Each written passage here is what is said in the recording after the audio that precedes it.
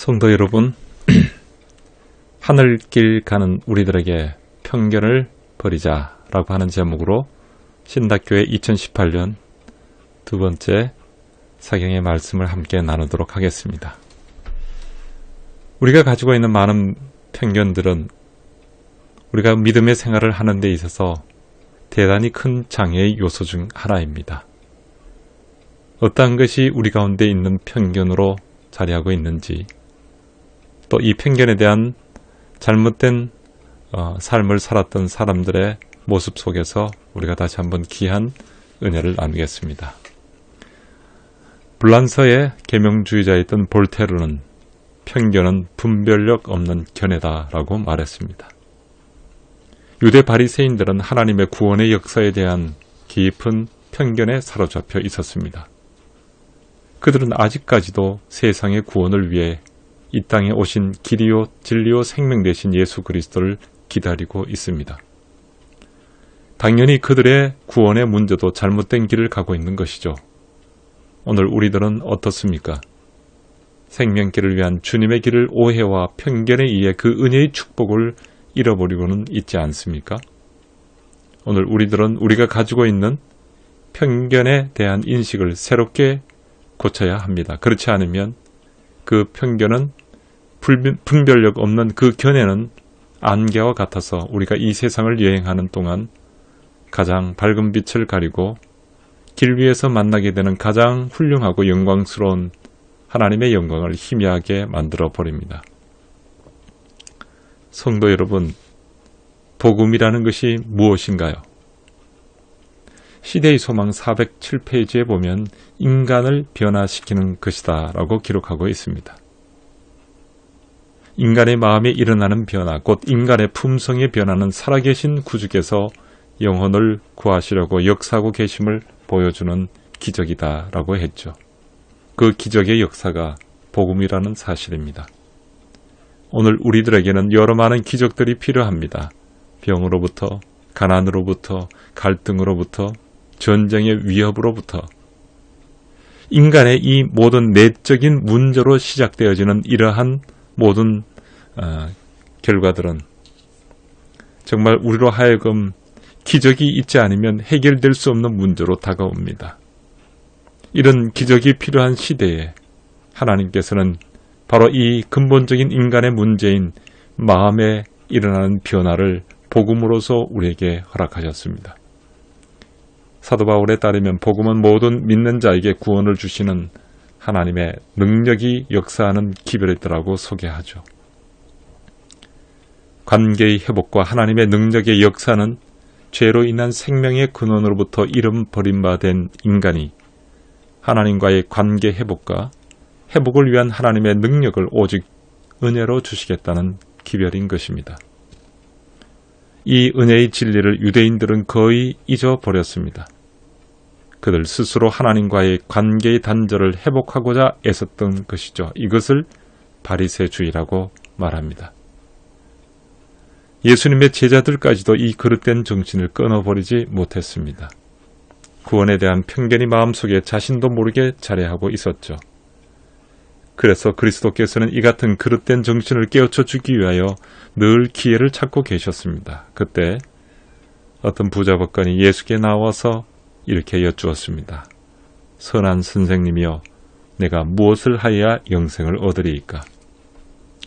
대부분의 사람들이 이 땅에서 먹고 마시고 건강하게 사는 일에만 관심을 가질 때 이 사람은 영생에 관심을 가지고 있었습니다. 과연 그의 관심대로 그는 모든 계명을 다 지키며 살았다고 예수께 말씀드렸습니다. 부자가 된 것은 하나님께서 주신 복이라고 생각했던 시절, 부자는 이 땅에서도 모든 것을 누리고 하나님도 잘 믿어 천국에 간다고 믿던 시절, 자신이 누리는 부유한 삶 너머에 영생이 있음을 인식하고 그에 대해 진지하게 고민했던 이 사람은 그 마음에 진실한 부분이 있었던 것 틀림없었습니다. 예수께서는 그의 마음을 보시고 그에게 한 가지 더 권면하십니다. 내게 있는 것을 다 팔아 가난한 자들에게 나눠주라. 오늘날 많은 사람들이 예수님의 이 말씀에 대한 편견을 부자법관처럼 가지고 있습니다. 그는 큰 부자였죠. 예수께서 내게 있는 것을 다 팔아 가난한 자들에게 나눠주라. 그리하면 하늘에서 내게 보화가 있으리라. 그리고 와서 나를 따르라 하시니 그는 금방 큰 근심에 빠졌습니다. 마태복음에 보면 그가 근심하며 갔다라고 표현하고 있습니다. 가난한 자도 모든 소유를 내어놓기는 쉽지 않은 일이죠. 사라갑 가부에게 마지막 남은 밀가루와 기름은 이제 먹는 기쁨을 마지막으로 누리고 죽으려는 최후의 소망이었습니다. 그것을 엘리야에게 내어주는 것은 여러 날의 굶주림이 만들어낸 그 배고픔을 피할 소망을 포기하는 것이었어요. 하물며 큰 부자에게 이 일을 쉬울까요? 게다가 가난한 자에게 나누어 준다는 것은 간단한 일이 아니었습니다. 부자들은 대개 가난이 본인의 문제라고 생각했습니다. 게으르고 어리석고 열심이 없으며 의지가 없어서 가난하다고 생각했죠. 오늘날도 마찬가지입니다. 가난한 자들을 도와준다는 것은 더 가난하게 만드는 것이라고 믿습니다. 여기에 부자 법관이 가지고 있는 편견의 문제는 무엇이었을까요? 예수님께서는 그 청년의 잘못된 판단을 고쳐주시기 위해 가난한 자들에게 나눠주라고 했습니다. 이유가 뭘까요? 성경에서 가난한 자들을 도우라고 하실 때 왜 가난한지, 그 가난의 원인이 무엇인지 이해하라는 말씀은 없습니다. 가난한 자들을 돕는 것은 그냥 돕는 것입니다. 때론 돕고도 욕만 먹을 일도 비일비재하죠. 그때도 도우라는 것입니다. 주는 자가 생각하는 수준과 받는 자의 기대가 다른 경우도 많습니다. 받는 자가 반드시 감사함으로 받는 것도 아닙니다. 그러나 가난한 자를 도우라고 말씀하십니다.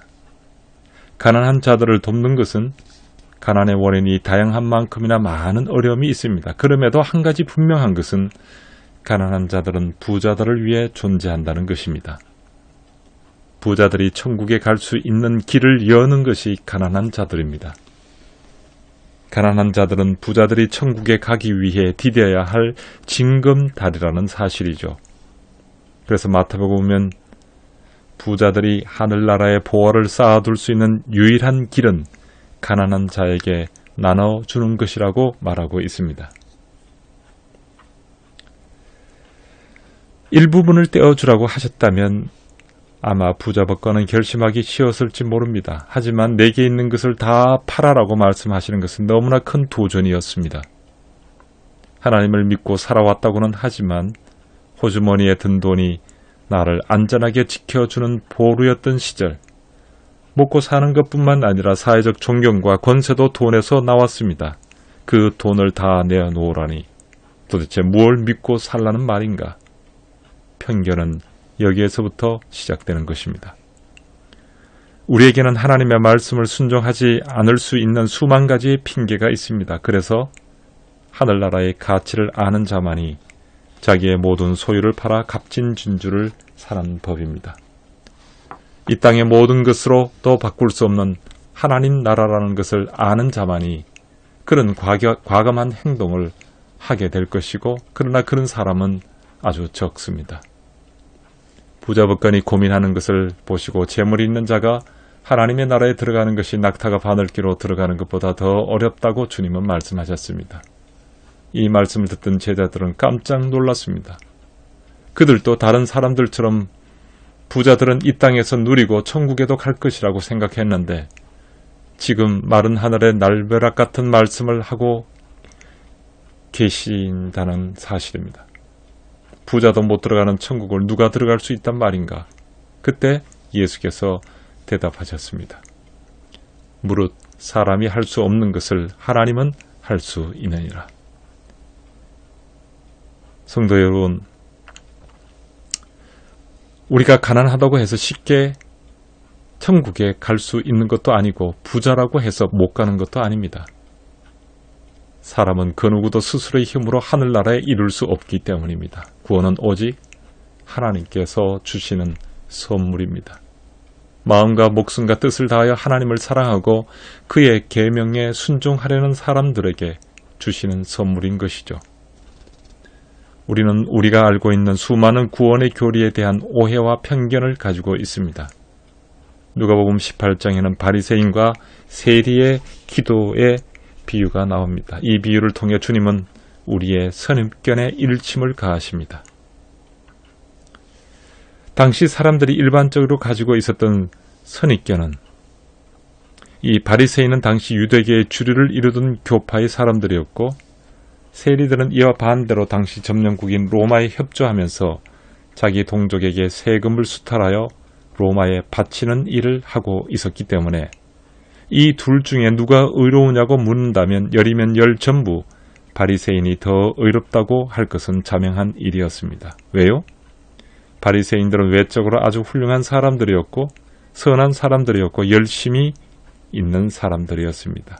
그러나 세리는 사회의 수탈자로서 동족을 등쳐먹는 증오의 대상이었죠. 그럼에도 예수님은 일반 사람들이 생각하는 그러한 생각과는 달리 도리어 바리새인보다 세리가 더 의롭다고 하시므로 바리새인들의 외식에 대하여 일침을 가하시고 반대로 무엇이 진정 하나님께 갈급한 심령이며 은혜 받기에 합당한 심령인지를 말씀하셨던 것입니다. 그들의 편견을 예수님은 바로잡기를 원하셨습니다. 성도 여러분, 그렇습니다. 우리 또한 하늘길에 우리가 주의해야 될 지침서, 바리새인들이 가지고 있었던 그러한 편견을 버리는 것이 필요합니다. 그리스도인 생애에 있어서 우리가 당면한 많은 문제들이 있습니다. 종교적인 편견, 교리적 편견, 하나님의 말씀에 대한 오해들이 있죠. 우리는 하나님의 말씀을 하나님의 뜻에 의해 이해하기보다는 우리가 지금까지 살아온 관습과 문화와 교육, 현실의 환경에 의해서 이해하려는 경향이 더 크다는 것입니다.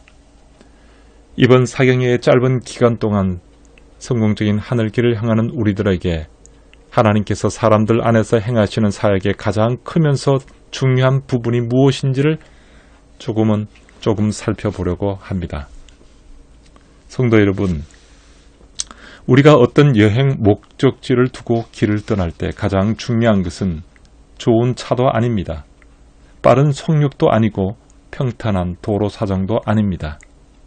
길을 떠날 때 가장 중요한 것은 방향성입니다.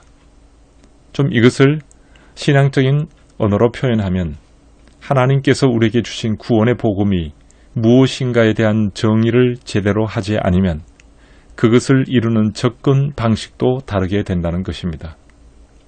우리가 가야 될 여행의 목적지를 향할 때 이 방향의 오류는 우리의 여행을 결국 망치게 되는 것과 마찬가지라는 것입니다.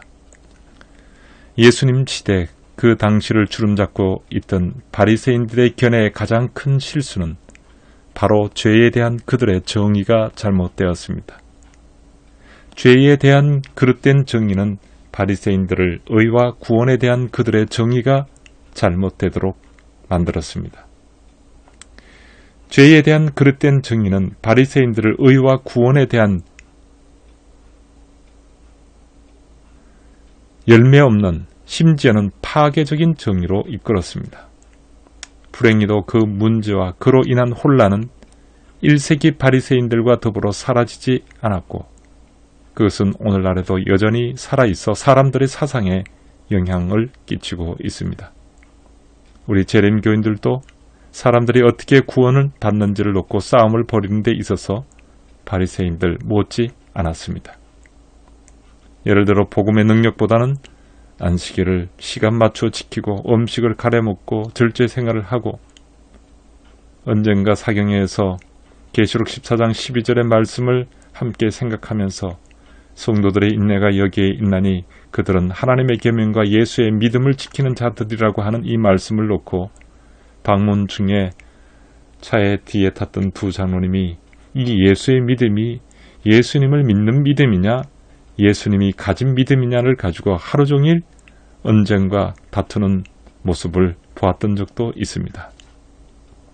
저는 이번 사경회를 준비하면서 정말로 우리가 구원받는다는 것이 무엇인지, 무엇을 의미하는 것인지, 하나님이 우리를 위해서 그리고 우리 안에서 하실 수 있는 것이 무엇인지를 이해하고 또 쉽게 우리가 함께 생각해 볼 수 있는 방법이 무엇인지를 고민해 보았습니다. 어떻게 하나님과 깨어진 관계를 성도 여러분 회복할 수 있을까요? 그리고 어떻게 이 세상과 저 세상에서 하나님의 사랑의 왕국을 누릴 수 있을까라는 문제보다 하늘길에 더 중요한 것은 없습니다. 그렇습니다. 성도 여러분, 올바른 신앙생활을 위해서는 우리에게 정보와 지식이 필요하지만 또한 우리의 일상생활 속에 하나님의 능력이 역사함으로 우리에게 주어진 체험적인 진리의 지식, 즉 하나님과의 관계 회복을 위한 하나님의 은혜의 말씀이 경험 속에 드러나는 생활의 지침들이 분명히 있어야 합니다. 지금 세상에는 수많은 구원에 대한 지식을 내어놓고 있습니다. 그러나 그 어떤 책도 구원의 계획에 담긴 심오한 진리와 복잡한 삶의 의미에 접목시키는 일에 완벽하게 다룰 수 있는 책은 없습니다. 물론 재림 성도들에게 주어진 예언의 신 속에서도 우리들의 잘못된 편견과 오해를 통해 여러 논란들이 있는 것도 사실입니다. 그러나 놀라운 것은 서로 각기 다른 배경을 가진 그리스도인들이라 할지라도 이름과 생활에 대한 본질적인 대답에 있어서는 일치하는 견해를 가지게 되는 놀라운 일이 일어나고 있습니다. 저는 이것을 성령의 역사라고 생각합니다. 그것은 진리는 그 열매로 그들을 알지니라 라는 것입니다. 그렇습니다. 진리의 가르침을 반대하는 자들의 특징은 신학적 차이를 넘어서 교리적 옳고 그름을 넘어서 그들의 행동에서 증오심과 냉담함을 나타내는 사람들은 분명 진리 위에 있지 않다는 것을 드러내는 사람들이란 사실입니다. 편견에 대한 첫 번째, 구원의 복음에 대한 인간적 편견을 버리자라는 것이었습니다. 그러나 편견 속에서 우리들의 행동이 증오심과 냉담함을 드러낸다면 우리의 믿음은 거짓이라는 사실을 잊지 맙시다. 두 번째, 편견에 대해서 바리새인에 대한 편견을 버리자라는 것입니다. 사실 바리새인에 대한 성경의 묘사는 대단히 부정적인 인상을 우리에게 줍니다. 위선자, 독사의 자식이라는 표현은 바리새인들에게 쓰곤 하죠. 그러나 실제적으로 그들은 좋은 사람들입니다. 문헌들을 살펴보면 그들은 그저 좋은 사람들이 아니라 사람들 가운데서 제일 좋은 사람들이었습니다. 그들은 하나님을 섬기는 데 완전히 헌신한 백성들이었어요. 그들이 바리새인들이었습니다. 어쩌면 이 세상의 바리새인보다 순종과 윤리적인 생활에 더 전념하는 백성을 찾을 수 없을 정도입니다. 그들이 칭찬받은 몇 가지 특징들이 있습니다. 정말 그들은 성경을 하나님의 말씀으로 사랑하고 보호한 사람들이었습니다. 율법에 대한 그들의 사랑과 헌신은 대단했습니다. 선교적 열성도 강했고 그들은 메시아의 강림을 기다리는 사람들이었죠. 어쩌면 오늘날 보수적인 재림 교인들보다 더 월등히 종교적인 사람들이었습니다. 바리새인들은 이처럼 긍정적인 면들을 가지고 있었죠. 이런 사실들을 알고 난 지금 이 시점에 아마도 그리스도의 가르침 중에 가장 충격적이고 혁신적인 말씀 중에 하나가 있다면 예수님이 산상교훈에서 사람들에게 말씀하셨던 마태복음 5장에 있었던 너희 의가 서기관들과 바리새인들의 의보다 더 낫지 못하면 결단코 천국에 들어가지 못하리라는 말씀입니다. 성도 여러분, 그러면 바리새인들의 편견의 문제는 무엇이었습니까? 예수님 당시 하나님과 구원에 대한 바리새인들의 사고방식이 안고 있는 중심적인 문제점은 죄와 그것이 인간의 능력에 끼친 영향에 대한 잘못된 견해였습니다. 랍비들은 죄를 정신과 마음의 상태가 아니라 특정한 행위로 보았습니다. 여기에 무엇이 문제입니까? 즉 타락의 결과로서 아담의 원래의 존재에 아무런 변화가 없었다라고 그들은 생각합니다. 그래서 지금도 그들은 아담이 타락 이전에 의로운 생활을 살 수 있는 동일한 능력을 여전히 가지고 있다라고 믿고 있는 거죠. 그러나 타락의 결과는 그의 후손들에게 식욕과 정욕이 이성과 덕성을 집약해 만드는 타락된 본성을 물려주었다는 것입니다. 사람들이 바로 이런 관념이 무엇인지를 몰랐습니다. 영적이었던 인간이 바로 하나님의 말씀을 불순종함으로 영적인 것과 단절되고 육적인 것의 지배를 받게 되었다는 관념이 그들은 무엇인지를 몰랐습니다. 그래서 그들은 선을 행하려는 의지도 연약해지지 않았다고 믿게 되었습니다. 그들은 하나님과의 생명의 단절을 깨닫지 못했습니다. 인간 내면의 본능의 변화를 깨닫지 못했다는 것이죠.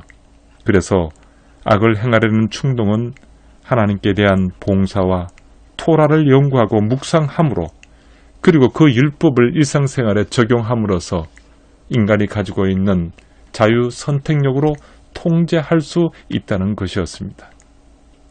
줄기차게 노력하는 것이 의로운 사람의 표시이자 특징이라는 편견에 사로잡혀 있었던 것입니다. 그와 같이 유대인의 가르침은 용서, 은혜, 그리고 회개의 실제와 그 필요성을 인정합니다. 그렇지만 하나님에 대한 인간의 관계의 중심에 구원의 복음을 받아들이지 않고 예수 그리스도를 영접지 않고 율법에 대한 순종을 놓고 있었던 것입니다.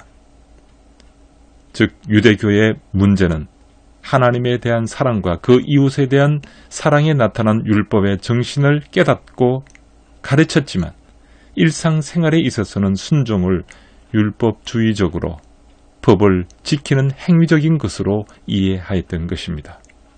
즉 율법을 지키면 율법의 그 사랑을 실천하는 것으로 이해했다는 것입니다.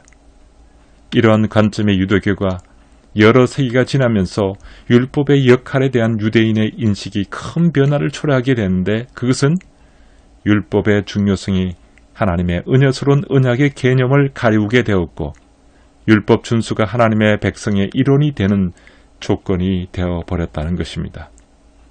결국 율법은 구원가의 생명의 중심적인 대상인 하나님을 그들의 마음속에서 내어밀고 율법 준수가 자리하게 된 것입니다. 우리가 주목해야 될 중요한 점은 바리새인들은 의의 공로를 하나님께 두지 않고 오히려 죄를 짓지 않기 위한 율법의 세분화, 역설적으로 죄를 세분화시킴으로 죄를 일련의 행위적인 것으로 정의하게 됩니다. 그래서 바리새인들은 율법의 정신을 지키는 것보다 그 법조문, 문자를 준수하는 것이 훨씬 더 쉬웠던 것입니다. 예를 들어서 예수님께서는 유대인들을 향해서 이웃의 소유를 탐내는 자마다 이미 도적질한 것이다라고 말하고, 여인을 보고 음욕을 품는 자, 그는 바로 간음을 행한 것이라고 그들에게 율법의 정신을 강조했습니다. 그래서 많은 바리새인들은 그 말씀에 나와 있는 율법의 정신을 그들의 삶 속에 적용한다는 것은 엄청난 마음속의 부담이었습니다. 바리새주의의 가장 큰 비극 중에 하나는 그들이 진정으로 개개의 성경적 및 구전 계명 글자대로 부응하는 삶을 살려고 노력했지만 그래서 율법의 의미와 취지를 놓쳐버린 것입니다. 바리새인들의 문제의 핵심은 죄의 본질을 주로 마음의 상태와 하나님께 대한 반역적인 태도로서가 아닌 일련의 행위로 오해한 것이었습니다. 결국 불행히도 죄의 본질을 오해한 그들은 의의 본질도 오해했던 것입니다. 그래서 부자 법관은 그가 아직도 어떤 행위를 더 행할 필요가 있는지 예수께 물었던 것입니다. 부자 법관의 잘못은 죄의 개념이 그릇되었기 때문에 의에 대한 접근 방식도 그릇되게 된 것이었습니다. 21세기를 살아가는 지금도 여전히 이런 잘못된 편견이 자리하고 있습니다. 성도 여러분, 오늘도 우리의 삶 속에서 하나님께서 말씀하시는 우리의 내면의 변화를 주님께서는 원하십니다. 우리의 모든 마음속에 있었던 것들이 우리의 행동으로 드러납니다. 아무리 우리의 행동을 통해서 우리의 마음을 바꾸려고 해서는 되지 않습니다. 하나님께서는 오늘도 심령의 문제, 즉 법의 문제가 아니라 우리의 본질적인 마음의 문제를 우리가 다시 한번 주의 복음을 통해서 변화하기를 원하고 계십니다. 성화된다는 것은 성도 여러분 무엇을 말하는 것일까요? 물론 금요일 소재에 이 부분을 좀 더 생각해 보게 될 것입니다. 누가복음 18장에서 바리새인과 세리의 기도를 통해서 우리가 살펴볼 수 있습니다. 바리새인의 기도는 첫째, 자신의 공로들을 열거합니다. 자신의 의를 양으로 표시하죠. 또한 자신을 세리와 비교하여 자신에 관하여 우울한 느낌을 갖고 성전에서 나갈 수 있었습니다. 또 11절에 그의 기도는 하나님께 드리는 기도가 아니라 자신에게 하는 기도였습니다.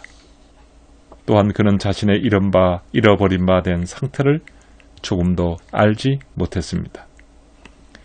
결국 이 비유에서 바리새인은 자신의 죄의 본질이나 죄의 깊이 그 어느 하나도 이해하지 못하고 있습니다. 그의 행동은 죄는 더 열심히 노력하고 더 많이 선을 행함으로써 뿌리 뽑힐 수 있다는 것이었습니다. 다시 말하면 문제의 근원은 바리새인이 죄와 의를 마음의 상태로서 그리고 하나님에 대한 관계로서가 아니라 일련의 행위로 보았다는 것입니다. 산상보음 97페이지에 이렇게 기록합니다. 바리새인들이 품고 있었던 원칙은 각 시대 인류의 특징이 되는 그런 것들이었다. 바리새주의의 정신은 인간 본성의 정신이다. 성도 여러분, 우리가 죄의 깊이를 모르면 우리에게 가장 필요한 것이 무엇인지를 모르게 됩니다. 그래서 죄에 대한 바른 개념은 우리로 하여금 우리의 영적인 운전대가 고장 났다는 것을 우리에게 깨닫게 해줍니다. 죄인이라는 것을 깨닫게 해준다는 거죠. 그래서 우리가 이 죄의 깊이와 본질을 이해하면 우리는 선함의 죄와 하나님의 자비를 통한 구원에 전적으로 의존해야 할 필요성을 쉽게 이해할 수 있습니다. 실물금 151페이지에 자기 자신의 선함을 이래하는 모든 사람들은 다른 사람들을 멸시할 것이다. 바리새인들은 다른 사람들을 잣대로 하여 자신을 판단하고 자신을 잣대로 다른 사람을 판단한다라고 기록하고 있습니다. 그런 태도를 나타내므로 바리새인들은 형제를 참수하는 자인 사단과 한 통속이 된다고 권고하고 있습니다. 선하려고 하는 노력에서 우리가 맺는 죄의 열매는 비평적인 정신을 나타내게 되어 있습니다. 또한 우리 스스로 선하려고 하는 노력 속에서 맺는 죄의 열매 속에 많은 규칙과 규정들을 자꾸 만들어냅니다. 그래서 유대인들은 1251개의 율법적 세부조항을 만들어내게 되었죠. 예수께서 그래서 안식일이 사람들을 위한 것이요 사람이 안식일을 위한 것이 아니라는 것을 밝히셨을 때 예수께서는 율법보다 더 중요한 것이 그 율법의 정신이라는 것을 가르치고 계셨던 것입니다. 바리새인들에게는 율법의 조문이 그 율법의 정신보다 더 중요했습니다. 이것이 가장 큰 문제입니다. 예수님은 바리새인들의 이러한 강조에 강하게 반대하셨습니다. 결국 바리새인들은 예수님을 증오했고 예수님을 결국 십자가에 못 박게 되었습니다.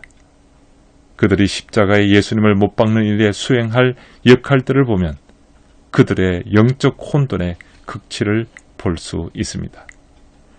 율법을 보호하려는 갈망에서 그들은 그 율법을 주신 메시아를 십자가에 못 박아 버렸습니다. 결국 그들은 엄격한 교리는 있었으나 그들에게 사랑은 없었습니다. 그러나 바리새인 중에 니고데모와 같이 바리새인들의 오용과 남용에 넌더리가 나 있는 사람도 있었습니다. 니고데모는 용감했고 그의 출세와 성공과 생명의 위험을 무릅쓰고 주님의 장례에 중심적인 역할을 했습니다. 그리고 오순절 후 상당수의 바리새인들이 부활하신 그리스도께로 개심했습니다. 바리새인 정신은 참 기독교에 가공할 만한 위협거리입니다. 바울은 침례받은 바리새주의와 싸우느라 그의 봉사의 상당 부분을 보냈지만 결국 진멸시키지는 못했습니다. 성도 여러분, 혹 우리가 침례받은 바리새인이 아닌지 되돌아 보아야 합니다. 바리새주의의 이러한 편견은 오늘도 우리 곁에 있습니다. 슬픈 사실은 바리새주의가 일반 기독교회와 심지어는 재림교회 내에도 여전히 건재하다는 것입니다. 바리새주의가 여전히 건재한 이유는 그것이 역사적 단체라기보다는 일종의 정신적 상태이기 때문입니다. 도덕적으로 존경할 만한 사람들이 갖고 있는 큰 문제들 중 하나는 자신들이 얼마나 잃어버림을 받은 존재인지, 그리고 그들이 얼마나 전적으로 하나님의 은혜에 의존해야 하는 존재인지를 깨닫지 못한다는 것입니다. 성도 여러분, 우리가 바로 그런 위험에 빠져 있습니다. 라오디게아로 특징 지어진 우리들은 우리들의 공고한 것과 과련한 것과 가난한 것과 눈먼 것과 벌거벗은 것을 알지 못한다라고 예언해 놓았습니다. 그래서 그들은 불로 연단한 금과 흰옷과 안약이 필요성을 깨달아야 되는데 우리가 그것을 느끼지 못한다는 것입니다. 현대판 바리새인들이 제일 먼저 받는 유혹이 영적 성취를 자랑하는 것이라면 두 번째 유혹은 다른 사람들을 비평하는 것입니다. 소위 그리스도인이라고 하는 많은 사람들이 목사님이라든지 그들의 교회 그리고 그들과 의견이 다른 사람들에 대한 비평으로 가득 차 있습니다. 이런 정신이 1888년 미네아폴리스에서 개최된 재림교회 대총회 회의를 찢어 발겼습니다. 보다 우월한 재림신앙을 가졌다고 주장하는 자들이 규칙들을 양상하고 백성들이 하나님을 경배하는 방식에서부터 다른 사람이 아침 식사로 무엇을 먹어야 할지에 이르기까지 모든 것을 비평하면서 계속 재림교회를 어렵게 만들었습니다. 그래서 그때를 회상하면서 엘렌 지 하이트는 이런 사람들을 차갑고 햇빛이 없고 어둡고 가까이 하기 어려운 도덕적 얼음 덩어리라고 칭했습니다. 성도 여러분, 하나님의 법률을 순종한다는 참 의미를 깨달아야 합니다. 그리스도께서 이 부자 청년을 취급하심에 있어서 한 실물 교훈을 나타내셨습니다. 하나님께서는 당신의 모든 종들이 따라야 할 행위의 규범을 우리에게 주셨습니다. 하나님의 법률을 순종한다는 것은 다만 법문이 요구하는, 즉 계명이 요구하는 순종뿐만 아니라 그것이 실생애로 옮겨지고 품성으로 예정될 수 있는 순종이어야 한다는 것입니다. 하나님께서는 하늘 백성이 되고자 하는 모든 사람들을 위하여 품성에 대한 하나님 자신의 표준을 세우셨고 그분과 동역자가 될 수 있는 자만이 하나님의 자녀로서 인정을 받을 것이라고 하였습니다. 하늘을 소망함이 무엇을 의미하며 하나님이 제시하는 조건들 때문에 소망을 버려야 되는 것이 무엇을 의미하는지 모든 사람들은 깊이 숙고해야 합니다. 성공의 비결은 우리의 지식이나 지위에 있는 것이 아니라 또 사람의 숫자나 재간이나 우리들의 의지에 달려 있는 것도 아닙니다. 우리 자신의 무력함을 느끼고 그리스도를 명상해야 합니다. 우리의 마음속에 늘 우리의 길 대신 진리요 생명 대신 하나님을 우리의 마음속에 늘 간직하고 있어야 합니다. 이런 모든 일에 즐겨 순종하는 자는 모든 능력의 근원이 되시고 모든 생각의 근원이 되시는 자를 통하여 우리의 삶 속에서 이기고 또 이기는 생애를 살 수 있게 될 것입니다. 이 놀라운 축복이 신답교회 성도님들에게 풍성히 임하시길 기도드립니다. 내일 아침은 하늘길에 있는 영적 표지판 율법에 대해서 여러분들과 함께 살펴볼 것입니다.